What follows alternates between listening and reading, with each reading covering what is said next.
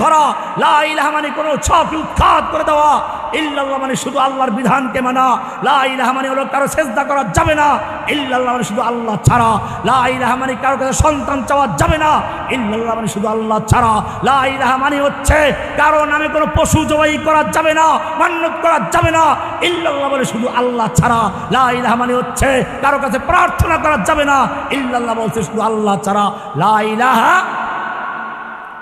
যত গায়রুল্লাহ সব উৎখাত করে দিয়ে একজনকে মানতে হবে, ফামান ইয়াকফুর বিত-তাগুত ওয়া ইউমিন বিল্লাহ।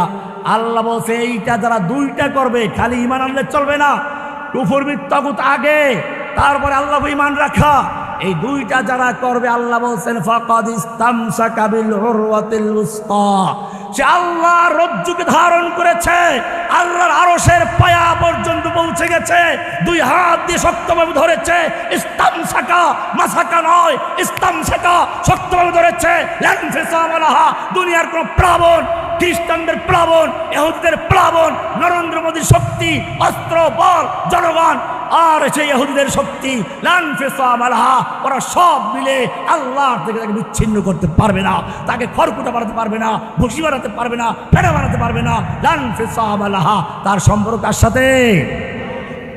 আল্লাহ রাব্বুল আলামিন এবারে বলছেন এই আমাদের মুসলিমদের উদ্দেশ্যে কোরআন কেন পাঠাচ্ছেন। আল্লাহ বলছেন ইন্না আনজালনা ইলাইকাল কিতাবা বিল হক, হে নবী আমি আপনার প্রতি একটি কিতাব নাজিল করেছি, কোরআন নাজিল করেছি, বিল হককে সত্য বিধান সহকারে, অন্যায় বিধায় না, ইনসাফ এবং ন্যায়ের বিধান আছে এখানে।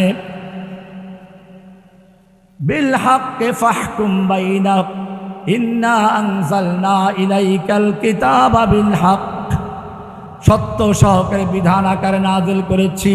ফাহকুম বাইনান নাসি বিমা আরাকাল্লাহ, আপনি এই কোরআনের মাধ্যমে শাসন করবেন, দেশ চালাবেন, সংসদ চালাবেন, আদালত চালাবেন, ব্যাংক চালাবেন, সমাজ চালাবেন, রাষ্ট্র চালাবেন, সব কিছু একজন মুসলিম যখন বলে লা ইলাহা ইল্লাল্লাহ, সে ব্রিটিশের আইনকে বলছে লা মানি না, মানব রচিত আইন কোনো মানি না, সম্পূর্ণ আইন মানি কার? কোরআন বলছে ওয়ামান লাম ইয়াহকুম বিমা আনজালাল্লাহু ফাউলাইকা হুমুল কাফিরুন, আল্লাহর নাযিলকৃত বিধান দিয়ে, কোরআন দিয়ে যারা বিচার ফয়সালা করে না, তারাই কাফের, তারাই জালেম, তারাই ফাসিক। সূরা মায়দার 44, 45, 47 নম্বর আয়াত। এরপরে আল্লাহ রাব্বুল আলামিন বলছেন আলাম তারা ইলাল্লাযীনা ইয়াজউমুনা আন্নাহুম আমানু বিমা উনজিলা ইলাইকা ওয়া মা উনজিলা মিন ক্বাবলিক, হে নবী ওই মানুষগুলো কি দেখেন নাই, কি সুন্দর চেহারা, দাড়িও আছে, টুপিও আছে, নামাজ বি পড়ে, রোজা বি রাখে, হজ বি করে, যাকাত বি দেয়, সব কিছু মানে কি সুন্দর, ছোটবেলার থেকে পড়ে আসছে। আমানতু বিল্লাহি ওয়া মালাইকাতিহি ওয়া কুতুবিহি ওয়া রুসুলিহি, আসমানি কিতাব সব মানি, এই দাবিও করে। আল্লাহ বলছেন আলাম তারা, আপনি কি ওই লোকগুলোকে দেখেন নাই, ইয়াজউমুনা আন্নাহুম আমানু বিমা উনজিলা ইলাইকা ওয়া মা উনজিলা মিন ক্বাবলিক, যারা দাবি করে আপনার প্রতি কিতাব কোরআনের প্রতি ঈমান এনেছি, আবার দাবি করে আসমানের কিতাব সব মানি, আল্লাহর কিতাব সব বিশ্বাস করি, কিন্তু বিচারের ক্ষেত্রে যখন আসে, ফয়সালার ক্ষেত্রে যখন আসে, আদালত ক্ষেত্রে আসে, তখন তারা বলে এটা দিয়ে দেশ চলবে না, এইটা দিয়ে কোরআন দিয়া হুকুম চলবে না, সংসদ চলবে না, আদালত চলবে না, ব্যাংক চলবে না, সমাজ চলবে না, ব্যবসা চলবে না। ওয়ায়ুরিদুনা আইয়াতাহাকামু ইলাত তাগুত, তারা আল্লাহর বিধান বাদ দিয়ে মানুষের তৈরি করা আইন তাগুতের আদালতে বিচার নিয়ে যায়। কার আদালতে? তাগুতের আদালতে। তাগুত মানে হচ্ছে আল্লাহর পরিবর্তে যাদের আনুগত্য করা হয়, আল্লাহর পরিবর্তে যাদের পূজা করা হয়, আল্লাহর পরিবর্তে যারা আইন তৈরি করে, আল্লাহর পরিবর্তে মানব রচিত আইন দিয়ে যারা বিচার ফয়সালা করে, এদেরকে বলে আরবিতে তাগুত। আল্লাহ বলছেন তাগুতের কাছে বিচার নিয়ে যায়, অথচ তাদেরকে বলা হয়েছিল তাগুতের আইন চলবে না, মানব রচিত আইন চলবে না, ব্রিটিশের আইন চলবে না, আইন চলবে কোরআনের, রাষ্ট্রে চলবে আল্লাহর আইন, সংসদে চলবে আল্লাহর আইন, আদালতে চলবে আল্লাহর আইন। ওয়ায়ুরিদুশ শাইতানু আইয়ুদিল্লাহুম দালালাম বাঈদা। শয়তান এদেরকে আল্লাহর পথ থেকে অনেক অনেক দূরে সরিয়ে নিয়েছে, কোরআন থেকে সরিয়ে ওদেরকে ব্রিটিশের আইনে নিয়ে গেছে, আল্লাহর বিধান থেকে ওদেরকে শয়তানের বিধানে নিয়ে গেছে। কে বলেছেন? আলাম তারা কাইফা দার। আল্লাহ তাআলা আরো সুন্দর করে বলেছেন, ফালা ওয়া রাব্বিকা লা ইউমিনুন। সূরা নিসার আগেরটা ছিল 60 নম্বর আয়াত, এখন যেটা বলছি এটা 65 নম্বর আয়াত। ফালা ওয়া রাব্বিকা লা ইউমিনুনা হাত্তা ইউহাক্কিমুকা ফীমা শাজারা বাইনাহুম। হে নবী, ওরা যত ঈমানদার দাবি করুক, যতই নামাজ রোজা পড়ুক, যতই হজ যাকাত দান করুক না কেন, ফালা ওয়া রাব্বিকা লা ইউমিনুন, আপনার রবের কসম, আল্লাহর কসম, ওরা মুমিন হতে পারে না। হাত্তা ইউহাক্কিমুকা ফীমা শাজারা বাইনাহুম, যতক্ষণ পর্যন্ত তাদের পারস্পরিক ঝগড়া বিবাদ মামলা মোকদ্দমার ক্ষেত্রে মানব রচিত আইন বাদ দিয়ে, ব্রিটিশের আইন বাদ দিয়ে আপনার আদালতে, কোরআনের আদালতে বিচার ফয়সালার জন্য না যাবে। সুম্মা লা ইয়াজিদু ফি আনফুসিহিম হারাজাম মিম্মা কাদাইতা, অতঃপর আপনি যেই বিচার ফয়সালা করবেন, কোরআন যেই বিচার ফয়সালা করবে, কোরআন যেই বিচার দিবে, শাসন দিবে, এই ব্যাপারে তাদের অন্তরে কোনো সংশয় দ্বিধা থাকবে না। ওয়ায়ুসাল্লিমু তাসলিমা, সম্পূর্ণরূপে সারেন্ডার করবে, আনুগত্য করবে, মেনে নেবে। এইটা না করা পর্যন্ত সে মুমিন হতে, কে বলেছেন? কে বলেছেন? বিশ্বাস হয়। যদি বিশ্বাস হয় তাহলে কোরআনের আইনের জন্য তো কোনো লড়াই নেই, কোরআনের রাজ কায়েমের জন্য লড়াই নাই। মসজিদ বানাবার জন্য টাকা দেওয়ার লোক বহুত পাওয়া যায়, ইফতারি কিনার জন্য টাকা দেওয়ার লোক পাওয়া যায়, তাহাজ্জুদ পড়ার লোকও আছে। আমি এগুলো ছোট করছি না, আমি বলতে চাচ্ছি এইটা, এই কোরআন কেন আসলো, কোরআনের উদ্দেশ্যটা কি? কোরআন তাবিজ দেখার জন্য আসে নাই। কোরআন ভূতে ধরলে চিনির প্লেটে মেশকো জাফরান দিয়ে লিখে ধুয়ে ধুয়ে খাওয়ার জন্য আসে নাই। কোরআন মানুষ মারা গেলে পরে পয়সার বিনিময়ে খতম করাবার জন্য আসে নাই। আজকে আফসোস লাগে, তাফসিরে মারিফুল কোরআন খুলে দেখবেন, সূরা বাকারা 41 নম্বর আয়াতে তাফসিরে পরিষ্কার লেখা আছে, ইসলামিক ফাউন্ডেশনে বাংলা পাওয়া যাবে, কিনবেন, পরিষ্কার লেখা আছে, মৃত্যু ব্যক্তির ঈসা আলাইহিস সালামের উদ্দেশ্যে পারিশ্রমিকের বিনিময়ে, পয়সার বিনিময়ে, নিজেরা বলে সমস্যা নেই, পয়সার বিনিময়ে মুর্দারের জন্য খতম পড়ানো, দোয়া পড়ানো, ওজিফা পড়ানো, খতমে তাহলিল, আরো তো কি কিছু পড়ানো হয়। পরিষ্কার লেখা আছে, মুর্দারের নামে পয়সার বিনিময়ে, পারিশ্রমিকের বিনিময়ে খতম পড়া, দোয়া পড়া, ওজিফা পড়া সম্পূর্ণ হারাম। যে পড়ায় সেও হারাম কাজ করে, যে পড়ায় সেও হারাম কাজ করে। পয়সা দিয়ে হারাম কিনতেছেন, আল্লাহর কোরআনকে বিকৃত করছেন। আশরাফ আলী থানভী রহমতুল্লাহ আলাইহির জন্য একবার একটা দাওয়াতে গেছেন, দাওয়াতে যাওয়ার পরে জানতে পারলেন যেটা মুর্দারের নামে দোয়া অনুষ্ঠান হবে, তারপরে খাওয়া দাওয়া আছে, দোয়াও হবে, খাওয়া দাওয়া হবে। উনি ওনার মেজবানকে ডাকলেন, দাঁড়াও, এদিকে আসো, খানা খাएंगे या दुआ करेंगे, খানা খাएंगे या दुआ करेंगे। এই তোমার বাড়িতে আমি খানা খাবো না দোয়া করব? अगर दुआ करेंगे तो खाना नहीं खाएंगे, खाना खाएंगे तो दुआ नहीं करेंगे। কারণ মুর্দারের জন্য এই খাবারের আয়োজন, দোয়ার বিনিময়ে মুর্দারের নামে দোয়া করে কোনো বিনিময় নেওয়া যাবে না, খাওয়া যাবে না, পয়সা দেওয়া যাবে না। যদি খানা খাই দোয়া করব না, দোয়া করলে খানা খাবো না। কোনটা করব বলো? মেজবান বুঝতে পেরেছে। আশরাফ আলী থানভী রহমতুল্লাহ আলাইহি ভারতবর্ষের একজন বহুত বড় আলেম। শেষ পর্যন্ত মেজবান বললেন যে হজরত খানা খা লিজিয়ে, দোয়া কি জরুরত নেই হয়, হজরত খানা খেয়ে নেন, দোয়া করার দরকার নেই, দোয়া মনের থেকে আপনি বেরিয়ে আসবেন।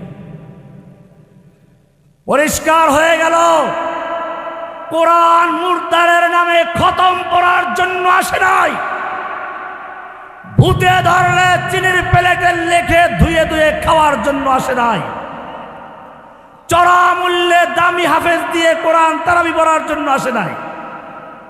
তারাবি পড়া ভালো সুন্নাত, কিন্তু এখন যেভাবে গরু, ঈদের গরুতে যেমন বাজারে গরু উঠায়, এরকম হাফেজ বেচা কিনে, এগুলো বেদাত। কোরআন এজন্য আগমন করে নাই।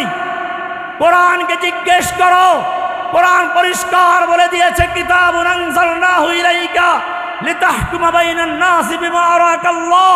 এই কোরআন নাযিল করেছে এজন্য যাতে করে কোরআন দিয়ে সংসদ চলে, আদালত চলে, ব্যাংক চলে, সমাজ চলে, রাষ্ট্র চলে, সমাজ চলবে, পরিবার চলবে, সব চলবে কি দিয়ে?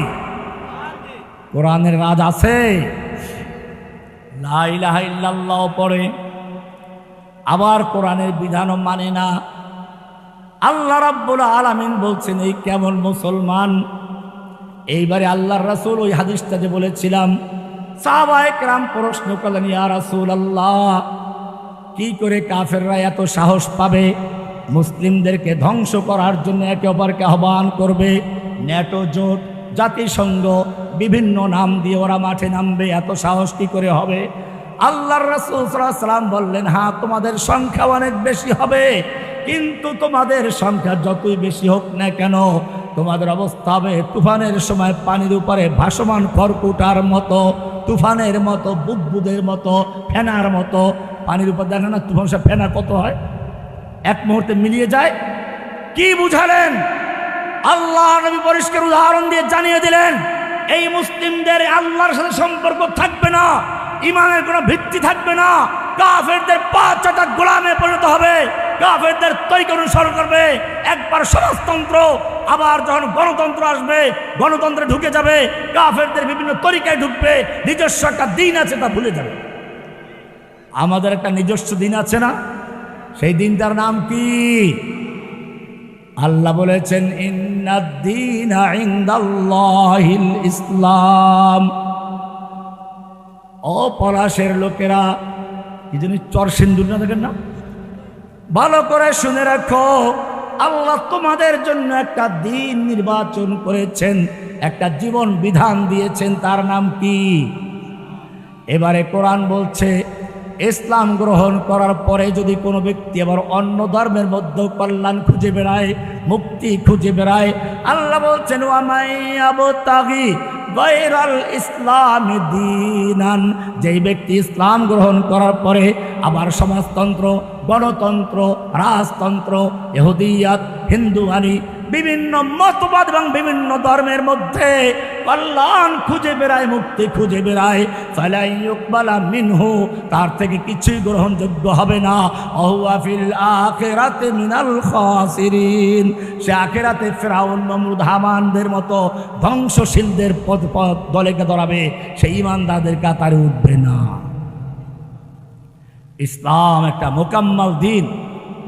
আল্লাহ রাব্বুল আলামিন, খুব ভালো করে শুনুন, আল্লাহর নবী দীর্ঘ 23 বছর পর্যন্ত নবুয়তের দাওয়াত দিয়ে যখন শেষ পর্যায়ে আসলেন, বিদায় হজের ভাষণে তিনি পরিষ্কার জানিয়ে দিলেন, ও আমার সাহাবীরা শুনো, কিয়ামতের মাঠে আমাকে জিজ্ঞেস করা হবে।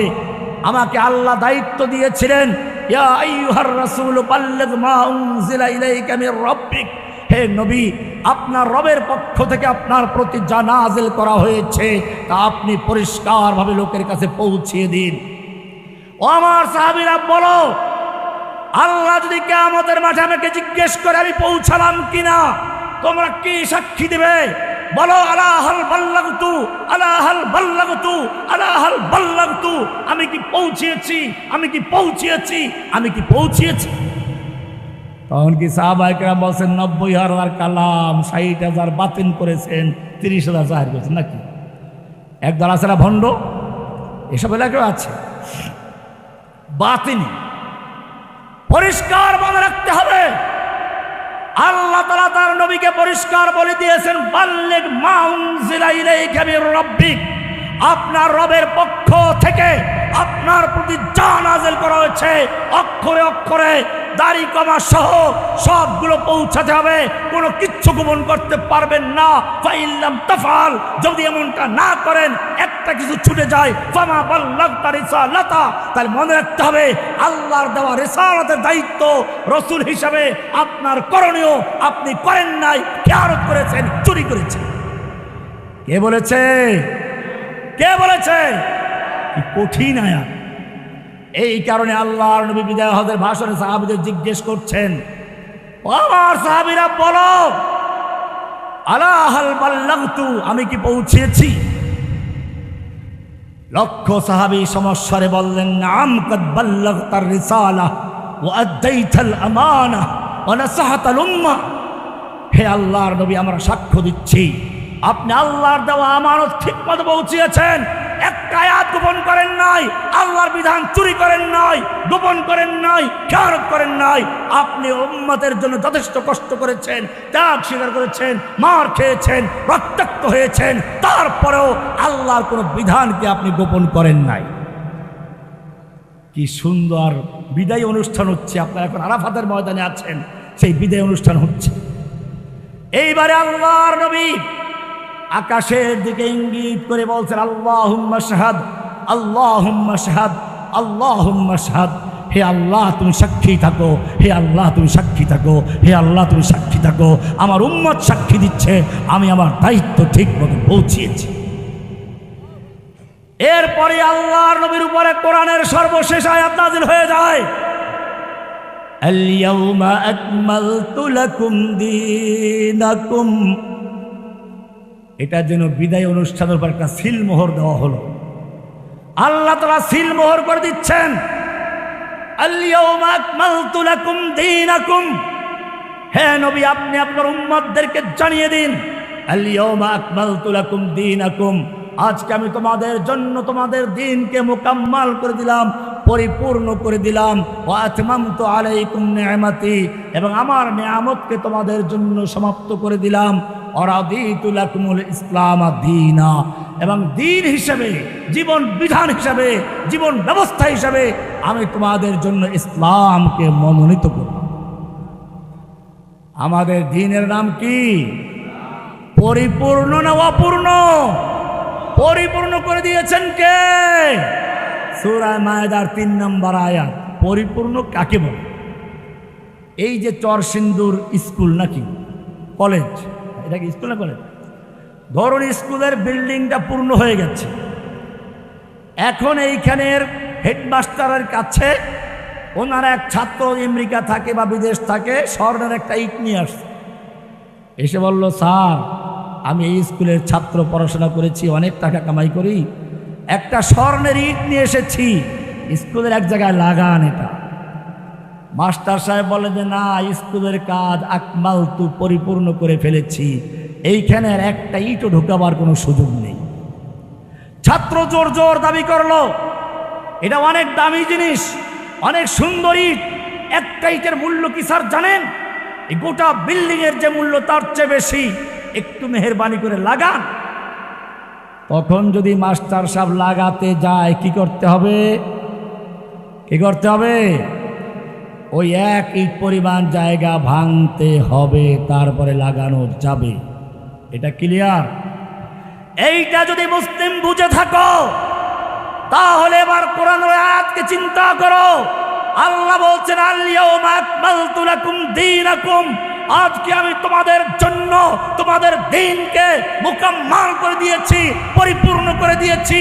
এই ইসলামের ইমারত, ইসলামের বিল্ডিং পূর্ণ হয়ে গেছে, এর ভিতরে কিয়ামত পর্যন্ত আর নতুন কিছু ঢুকানো যাবে না, বাদ দেওয়া যাবে না। আকমালতু লাকুম দীনাকুম। সুতরাং এই দিন মুকাম্মাল হওয়ার পরে, পূর্ণ হওয়ার পরে যদি কোনো ব্যক্তি নতুন কিছু ঢুকায়, যত বড় সুন্দর হোক, যত বড় দামি হোক, যত বড় মূল্যবান ইবাদত হোক, সেগুলো ইবাদত না শয়তানের কাজ? আল্লাহর ইবাদত না শয়তানের ইবাদত?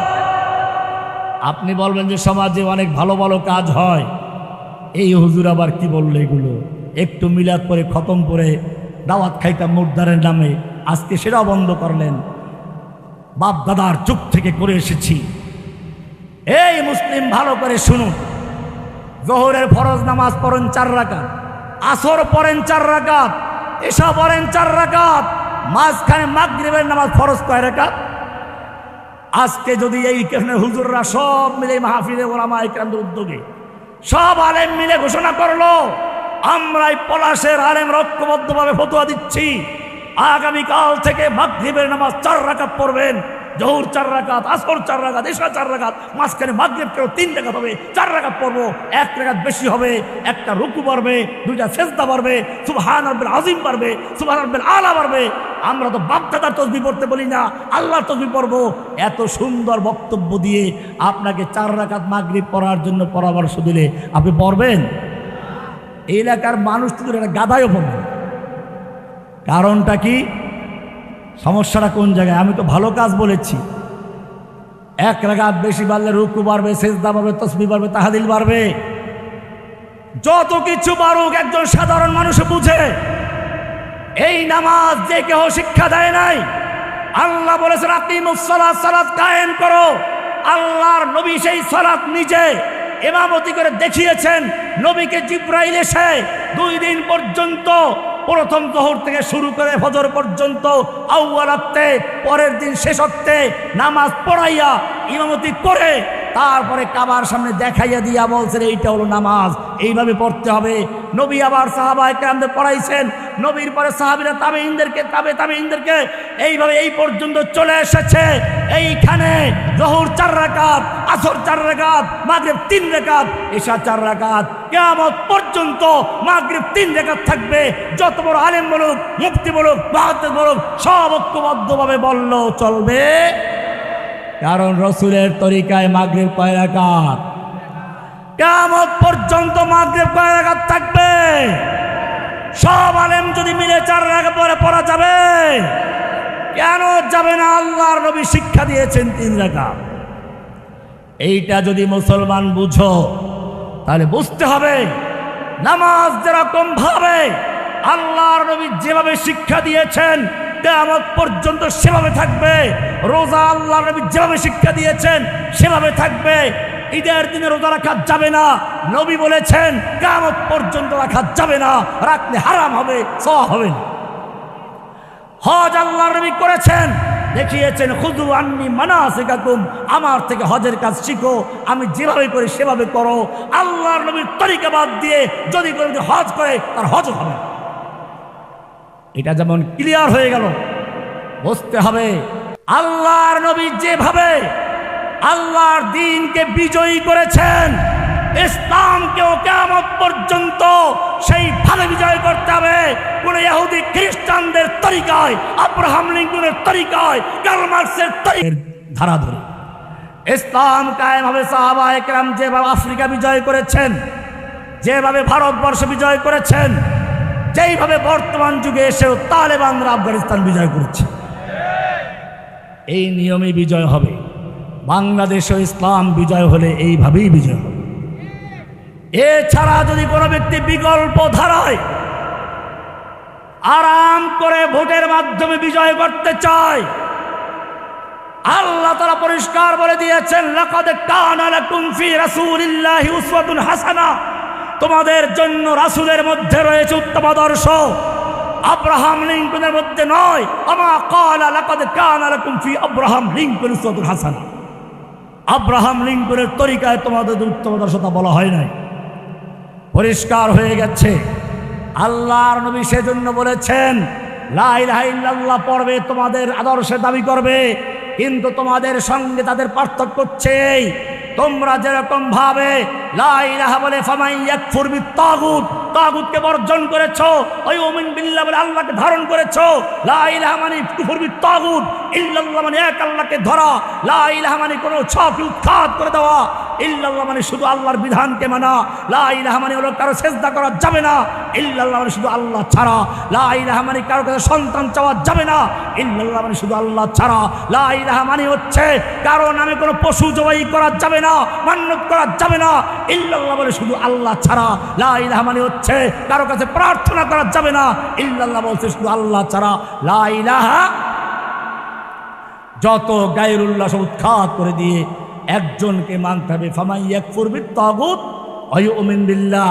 আল্লাহ বলছে এইটা যারা দুইটা করবে, খালি ঈমান আনলে চলবে না, কুফর বিত্তাগুত আগে, তারপরে আল্লাহ ঈমান রাখা, এই দুইটা যারা করবে আল্লাহ বলছেন ফাকাদ ইসতামসাকা বিল উরওয়াতিল উসকা, সে আল্লাহর রজ্জুকে ধারণ করেছে, আল্লাহর আরশের পায়া পর্যন্ত পৌঁছে গেছে, দুই হাত দিয়ে শক্তভাবে ধরেছে। ইসতামসাকা, মাসাকা নয়, ইসতামসাকা, শক্তভাবে ধরেছে। লান ফিসামা লাহা, দুনিয়ার কোন প্লাবন, খ্রিস্টানদের প্লাবন, ইহুদিদের প্লাবন, নরেন্দ্র মোদীর শক্তি, অস্ত্র, বল, জনগণ আর সেই ইহুদিদের শক্তি, লান ফিসামা লাহা, ওরা সব মিলে আল্লাহর থেকে তাকে বিচ্ছিন্ন করতে পারবে না, তাকে খড়কুটা বানাতে পারবে না, ভুসি বানাতে পারবে না, ফেনা বানাতে পারবে না। লান ফিসামা লাহা, তার সম্পর্ক কার সাথে? লান ফিসামা লাহা ওয়াল্লাহু সামিউন আলিম। ও মুসলিম, তোমার সম্পর্ক হবে কার সাথে? সাহাবায়ে কেরামকে আল্লাহ নবী জানিয়ে দিলেন গুসাউন কা গুসাইস সাইল, তোমাদের মুসলিমদের সংখ্যা তো হবে অনেক বেশি, কিন্তু তাদের ঈমানের অবস্থা হবে সেই ভাসমান খড়কুটার মতো, পানির উপরে প্লাবনের সময় বুদবুদের মতো, ফেনার মতো, যার কোনো ভিত্তি থাকবে না। সাহাবায়ে কেরাম জিজ্ঞেস করেন ইয়া রাসূলুল্লাহ, এটার কারণ কি হবে? আল্লাহর রাসূল সাল্লাল্লাহু আলাইহি সাল্লাম বললেন তোমাদের মনের মধ্যে ওহান ঢুকিয়ে দেবে, ওহান। সাহাবায়ে কেরাম প্রশ্ন করলেন আমাল ওহান ইয়া রাসূলুল্লাহ, ওহান কি জিনিস? আল্লাহর নবী এবার ব্যাখ্যা দিচ্ছেন ওহান কি জিনিস। আলা হুব্বুদ দুনিয়া ওয়া কারাহিয়াতুল মাউত, ওহান হচ্ছে দুনিয়ার প্রতি ভালোবাসা, দুনিয়ার মহাব্বত আকৃষ্ট হয়ে যাওয়া। দুনিয়ার বাড়ি গাড়ি নারী তো আছেই, শুধু এ পর্যন্ত নয়, কিভাবে মন্ত্রী হওয়া যাবে, কিভাবে এমপি হওয়া যাবে, কিভাবে একটু আরামে জীবনযাপন করা যাবে, বাড়ি করা যাবে, গাড়ি করা যাবে, গাড়িতে পতাকা লাগান যাবে, এইসব হুব্বুদ দুনিয়া ওয়া কারাহিয়াতুল মাউত, আল্লাহর রাস্তায় জীবন দেওয়াকে তারা পছন্দ করবে, আল্লাহর রাস্তায় শহীদ হওয়ার পছন্দ করবে না। এজন্য তারা নিজেরা তো শহীদ হতে যাবেও না, অন্য কেউ যেন শাহাদাতের পথে না যেতে পারে সেজন্য শাহাদাতের রাস্তা বন্ধ করে, জিহাদের পথ বন্ধ করে দিয়ে গণতন্ত্র, সমাজতন্ত্রের দিকে মুসলিম উম্মাহকে ধাবিত করবে, তাবিল করে করে জায়েজ করার চক্রান্ত করে।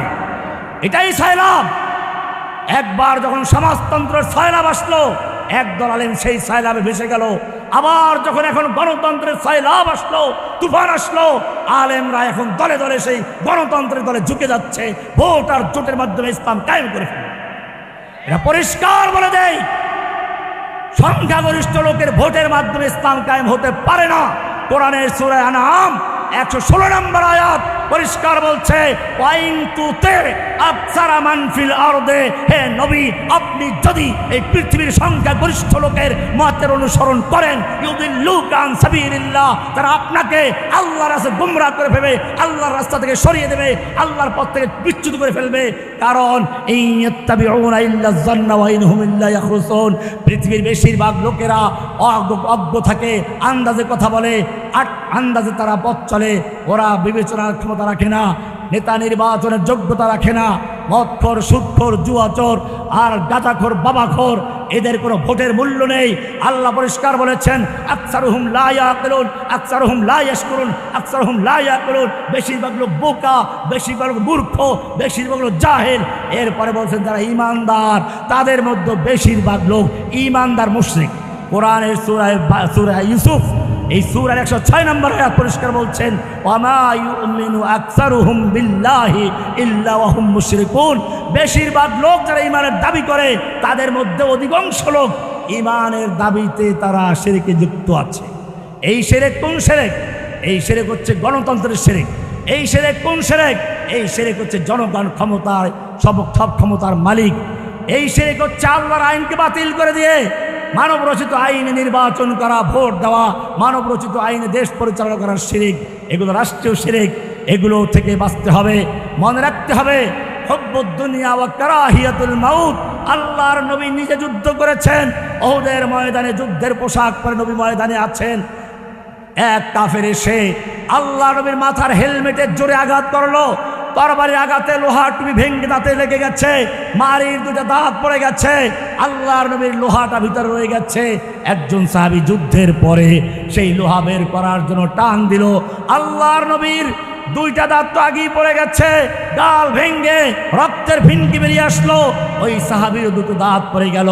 আমি জিজ্ঞেস করতে চাই, ও মুসলমান, আল্লাহর নবীর প্রতি আল্লাহর ভালোবাসা তোমার আমার চেয়ে বেশি ছিল না কম ছিল? আমার তোমার ইবাদতের চেয়ে তাকওয়ার চেয়ে আল্লাহর নবী বেশি মুত্তাকি, বেশি পরহেজগার ছিলেন কিনা? তুমি আমি আল্লাহর কাছে যত প্রিয়, আমাদের নবী তার চেয়ে বেশি প্রিয় ছিলেন কিনা? তোমার আমার চেহারা যত সুন্দর, নবীর চেহারা তার চেয়ে বেশি সুন্দর ছিল কিনা? কেমন ছিল? আমি বলতে গেলে অনেক সময় লেগে যাবে, আর একটা প্রোগ্রাম যেতে হবে, শুধু একটু বলি। আল্লাহর নবী রাস্তা দিয়ে চলতে গেলে মেঘ এসে ছায়া দেয়। আল্লাহর নবী পেশাব করতে গেছেন, আড়াল করার কিছু নেই, খেজুর গাছ এসে আড়াল করে দিয়েছে। আল্লাহর নবী মজলিসে বসে কথা বলছেন, পরামর্শ হচ্ছে, এর মধ্যে একজন সাহাবীর আওয়াজটা একটু বড় হয়ে গেছে, নবীর আওয়াজটা চাপা পড়ে গেছে। আল্লাহ তাআলা কি বলছেন শুনুন, ভালো করে শুনুন, কি মায়া নবীর জন্য। সূরা হুজুরাতের 2 নম্বর আয়াত নাযিল হয়ে গেছে, ইয়া আইয়ুহাল্লাযীনা আমানু লা তারফাউ আসওয়াতাকুম ফাওকা সাওতিন নবী। হে ঈমানদারগণ, খবরদার, নবীর আওয়াজের চেয়ে জোরে আওয়াজ করে কথা বলবি না। ওয়ালা তাজহারু লাহু বিল কওলি কাজহারি বা'দিকুম লিবা'দ। তোমরা নিজেরা যেরকম পরস্পরে কথা বলো, চিল্লা চিল্লি ডাকাডাকি করো, খবরদার নবীর সামনে বসে এরকম ডাকাডাকি করবে না। এমনটা যদি করো, আন তাহবাতা আমালুকুম ওয়া আনতুম লা তাশউরুন, তোমাদের জীবনের সমস্ত আমল, নামাজ, রোজা, হজ, যাকাত, জিহাদ, কিতাব সব বরবাদ হয়ে যাবে, টেরও পাইবে না। কি মায়া নবীর জন্য, দেখছেন?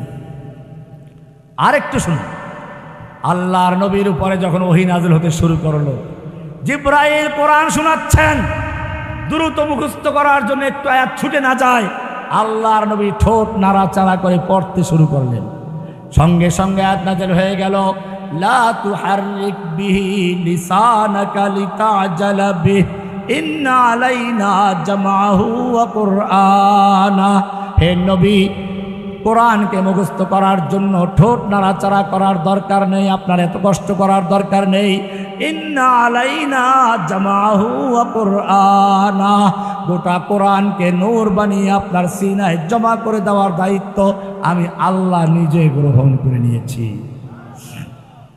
আরো বলবো, আল্লাহর নবী তাহাজ্জুদ পড়তে উঠবেন, রাত জেগে জেগে তাহাজ্জুদ পড়তে পড়তে পা ফুলে যায়। আল্লাহ বলছেন, ইয়া আইয়ুহাল মুযাম্মিল কুমিল লাইলা ইল্লা কালিলা। ও রাত্রি জাগরণকারী কামলিওয়ালা, চাদর মুড়ি দিয়ে শুয়ে আছো, ওঠো।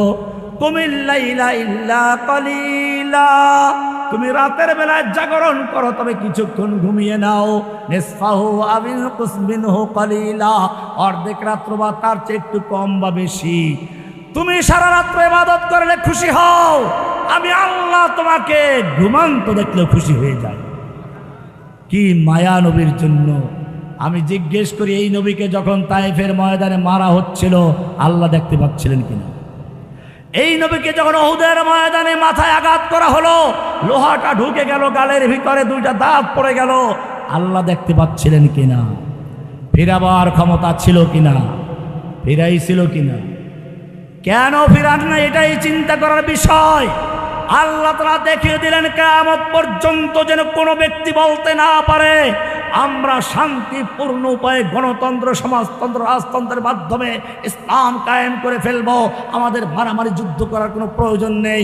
আল্লাহ তাআলা বললেন, আম হাসিবতুম আন তাদখুলুল জান্নাতা ওয়ালাম্মা ইয়াতিকুম মাসালুল লাযিনা খালাউ মিন ক্বাবলিকুম মাসসাতুমুল বাসাউ ওয়াদ-দাররাউ ওয়া যুলজিলু হাত্তা ইয়াকুলার রাসূলু ওয়াল্লাযিনা আমানু মাআহু মাতা নাসরুল্লাহ।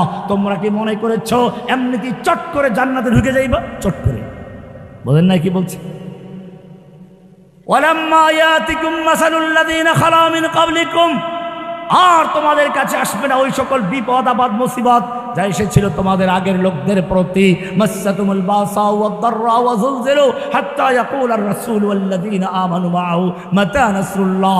এত বিপদ আপদ, এত আক্রমণ আসলো, স্বয়ং রাসূল এবং তার সঙ্গীগণ বলতে বাধ্য হলেন আল্লাহর সাহায্য কবে আসবে। সুতরাং পরিষ্কার হয়ে গেল, আল্লাহর দ্বীন জীবিত করতে গেলে, আল্লাহর দ্বীনকে বিজয়ী করতে গেলে যেই তরিকায় আল্লাহর নবী নিজে বিজয়ী করেছেন সেই তরিকায় আমাদেরকে বিজয়ী করতে হবে।